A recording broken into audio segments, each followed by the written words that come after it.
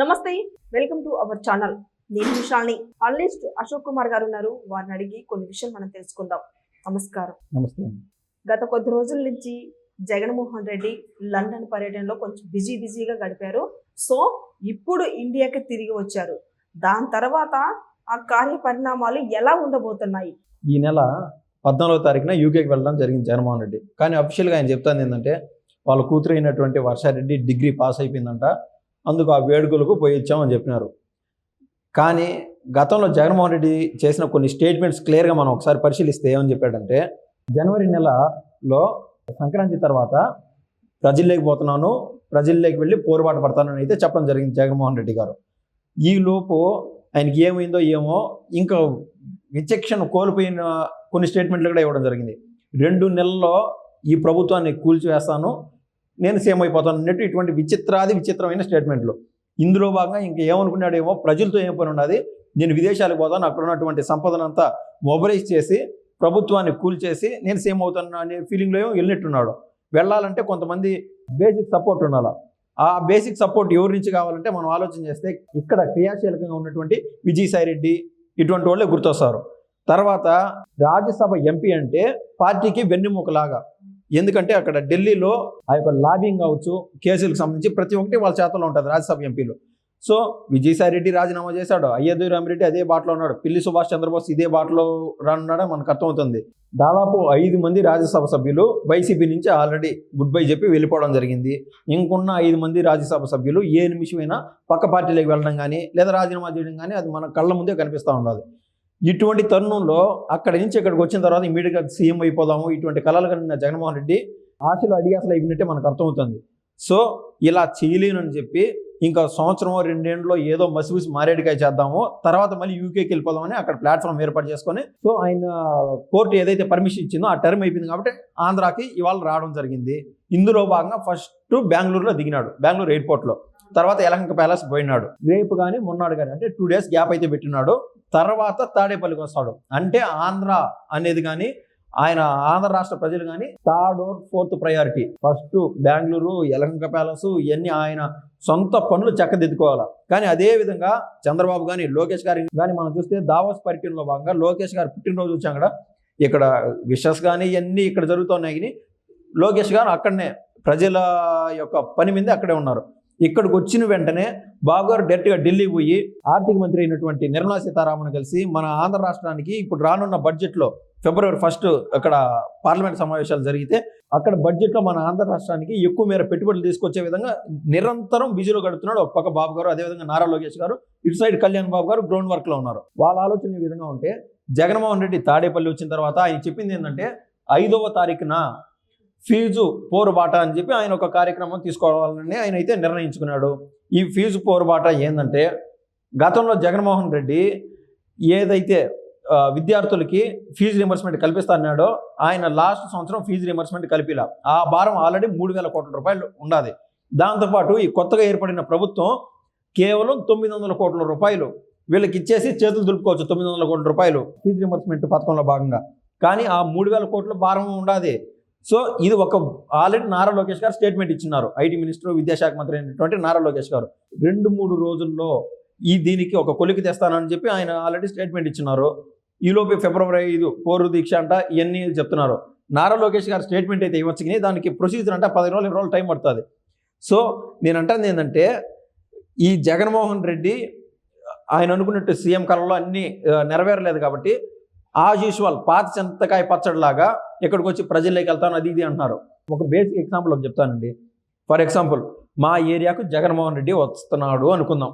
For example basic లెవెల్లో, ground లెవెల్లో ఎట్లుంటుందంటే వస్తుంది అన్నప్పుడు మా ఊర్లో అందరూ టీడీపీ అనుకుందాం. నేను టీడీపీ వాదన, వైసీపీ వాదన, జనసేన వాదన అనేది సెకండరీ.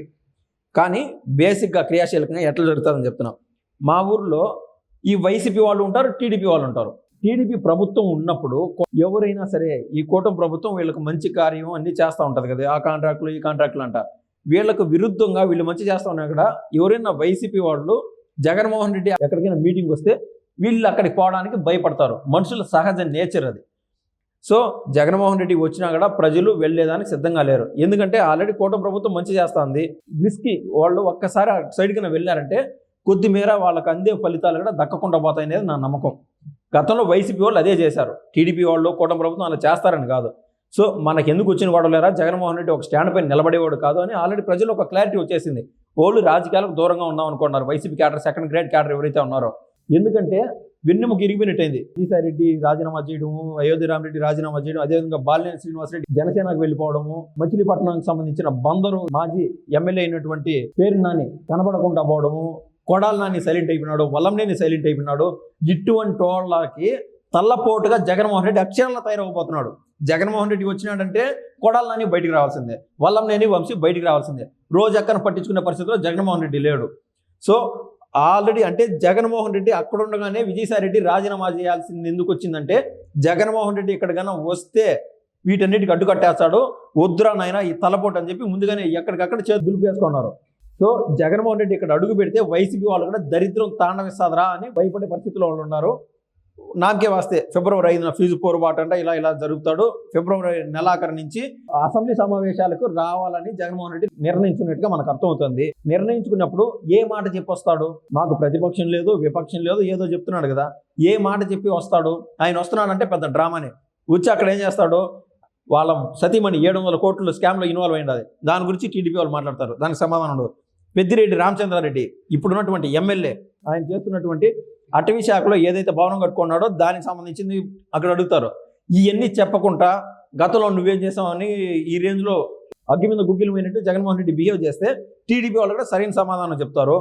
దీన్ని రివర్స్ యాంగిల్లో తీసుకెళ్లి నన్ను అవమానించారు, నా విపక్ష హోదా లేదు, ప్రతిపక్ష ఈ లేదని చెప్పి Jaganmohan Reddy as usual assembly నుంచి బయటకు వచ్చి మళ్ళీ పాదయాత్ర చేయాలని చెప్పి జగన్మోహన్ రెడ్డి ఆలోచనగా ఉన్నదని నేనైతే చెప్పదలుచుకున్నాను. ఖచ్చితంగా మళ్ళీ పాదయాత్ర చేస్తూ ఉంటే, జగన్మోహన్ రెడ్డి పాదయాత్రలో ఉంటే అరెస్ట్ చేశారు రా అనే సెంటిమెంట్ కోసం జగన్మోహన్ రెడ్డి ఈ డ్రామా మొత్తం చేస్తున్నాడు అనేది నా కన్క్లూషన్ అండి. ఇది విషయం. దావోస్ పర్యటనలో చంద్రబాబు నాయుడు గారు, లోకేష్ గారు పర్యటించారు కదా, ఇప్పుడు ఏపీకి అభివృద్ధి చెయ్యాలని చెప్పి వాళ్ళు ఆ పర్యటనలో బిజీగా గడిపారు.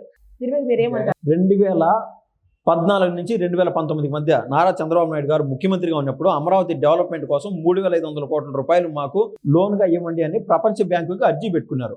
అర్జీ పెట్టుకున్నప్పుడు వాళ్ళు సరే బా ఇస్తామని చెప్పి వాళ్ళు ప్రపంచ బ్యాంకు ముందుకు వచ్చారు. కానీ తర్వాత వాళ్ళు వెనకడిగేశారు.